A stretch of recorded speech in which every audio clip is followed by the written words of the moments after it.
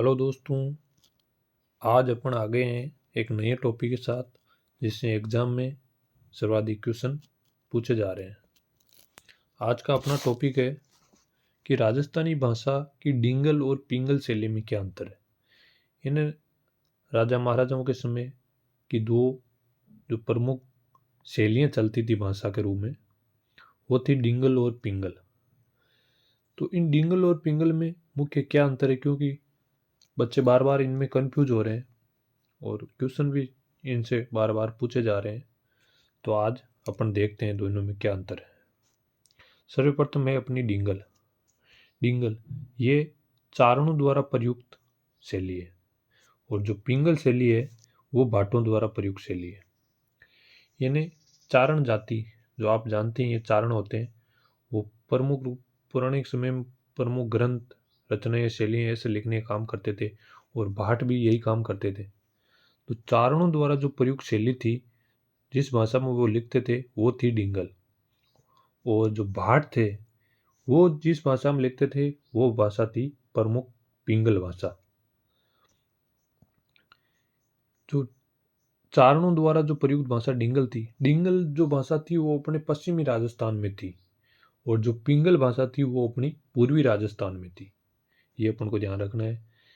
और डिंगल डिंगल भाषा मारवाड़ी मिश्रित राजस्थानी, इन डिंगल भाषा है उसमें मारवाड़ी भाषा का मिश्रण है। तो मारवाड़ी अपन देखते हैं, मारवाड़ी भाषा है मुख्य रूप से पश्चिमी राजस्थान में बोली जाती है। तो डिंगल में मारवाड़ी भाषा का मिश्रण है। और जो पिंगल भाषा है वो ब्रज मिश्रित राजस्थानी है, यानी इसमें ब्रज भाषा का मिश्रण है। तो ब्रज भाषा है वो अपने यूपी के सटे हुए इलाके में यानी पूर्वी राजस्थान में प्रमुख रूप से ब्रज भाषा बोली जाती है। तो पिंगल में ब्रज भाषा का मिश्रण है।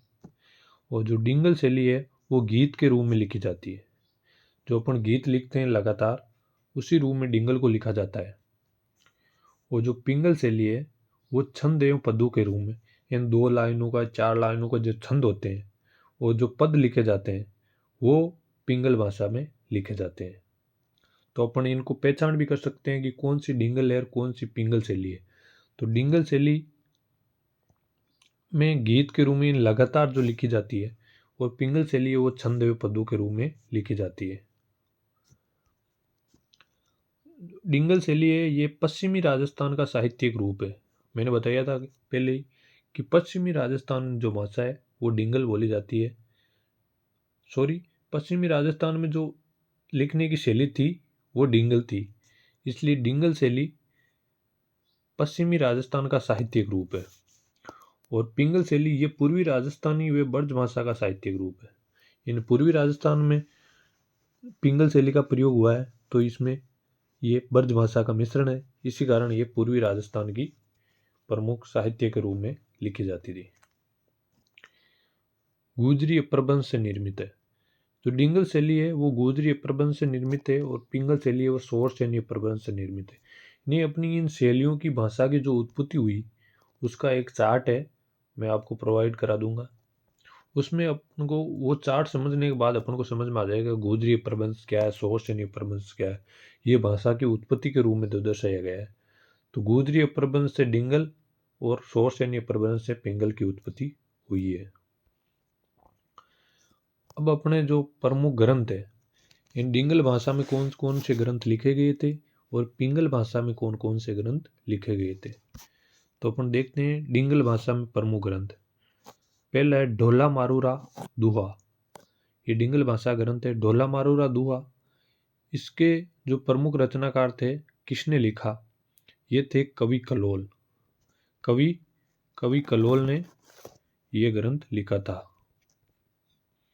कवि कलोल ये अपनी डिंगल भाषा का प्रमुख ग्रंथ है। ढोला मारूरा दुआ कवि कलोल ने लिखा। इसके बाद में है अचलदास खींचीरी वचनिका। अचलदास खींचीरी वचनिका, इसकी रचना शिवदास गार्डन ने की थी। शिवदास गार्डन ने अचलदास खींचीरी वचनिका की रचना की थी। इसके बाद अपना है राजरूपक। यह भी डिंगल भाषा का प्रमुख ग्रंथ है। राजरूपक की रचना वीर भान ने की थी।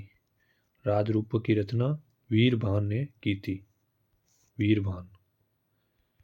इसके बाद में राव जयसिरोचंद, राव जयसिरोचंद, राव जयसिरोचंद की जो रचना की थी वो की थी बिट्टू सुजा ने, बिट्टू सुजा ने,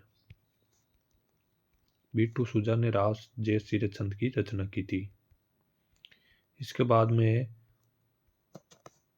रुक्मणी हरण वे नाग दमन, इन दोनों की रचना, रुक्मणी हरण और नाग दमन इन दोनों की रचना सायाजी, सायाजी, सायाजी झूला ने की थी, सायाजी झूला।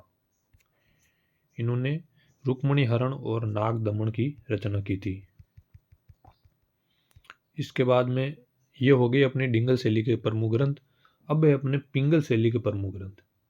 पृथ्वीराज रासो, पृथ्वीराज रासो, इसका तो बार बार क्वेश्चन भी पूछा जा रहा है, आपको शायद मालूम होगा। पृथ्वीराज रासो की रचना की थी चंद्रवरदाई ने, चंद्रवरदाई ने पृथ्वीराज रासो की रचना की थी। इसके बाद में है विजयपाल रासो, विजयपाल रासो की रचना की थी नल्ले सिंह भाट ने। देखो भाट का नाम आ गया, नल्ले सिंह भाट ने, भाटों द्वारा प्रयुक्त होती थी ये पिंगल शैली। नल्ले सिंह भाट ने विजयपाल रासो की रचना की थी। इसके बाद में वंश भास्कर, जो आपको मालूम होगा, वंश भास्कर की रचना सूर्यमल मिश्र ने की थी। क्योंकि सूर्यमल मिश्र जो बूंदी के राजा के दरबार में रहता था, तो बूंदी जो है वो अपने पूर्वी राजस्थान की तरफ है, इसलिए वहाँ पिंगल शैली का प्रयोग होता था और सूर्यमल मिश्रण पिंगल शैली में लिखते थे।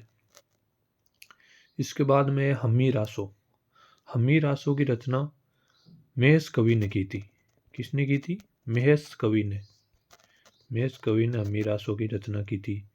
इसके बाद में अपना खुमान रासो, खुमान रासो की रचना की थी दलपत विजय ने, दलपत विजय ने। ये थे अपन के आज के प्रमुख डिंगल और पिंगल शैली का मुख्य अंतर। ये था अपना आज का टॉपिक।